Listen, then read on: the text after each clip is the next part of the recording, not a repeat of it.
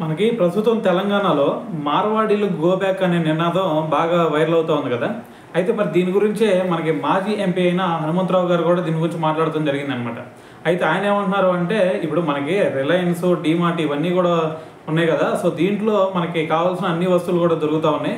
మరి మీరు ఇప్పుడు ఆ మార్వాడి ఇవన్నీ దొరుకుతున్నప్పుడు మరి మీరు మార్వాడీలు గో బ్యాక్ అని చెప్పేసి అనాల్సిన అవసరం ఏముంది? సో మరి ఈ విధంగా కనుక మీరు చేశారంటే ఖచ్చితంగా ఇది మన స్టేట్ డెవలప్మెంట్కి ముప్పుగా వాటిల్లే ఛాన్స్ ఉంది.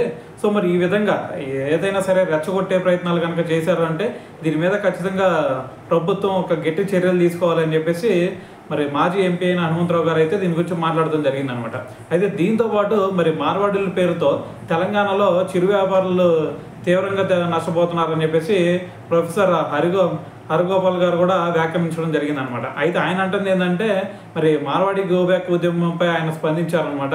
కొందరు మార్వాడీల తీరు తెలంగాణ అస్తిత్వానికే ప్రమాదకరంగా మారిందని చెప్పేసి, ఇప్పుడున్న మార్వాడీల్లో కొందరు తెలంగాణ సంస్కృతి అదేవిధంగా తెలంగాణ భాషను అవమానిస్తూ మాట్లాడుతున్నారని చెప్పేసి, మరి వాళ్ళ తీరు మారకపోతే ఖచ్చితంగా తెలంగాణ ఉద్యమం అంతకుముందు ఎలాగొచ్చిందో సో ఇప్పుడు మరి ఇదే తరహాలో ఇంకొక ఉద్యమం కూడా ఏర్పడే ఛాన్స్ ఉందని చెప్పేసి ఆయన అయితే హెచ్చరించడం జరిగిందనమాట.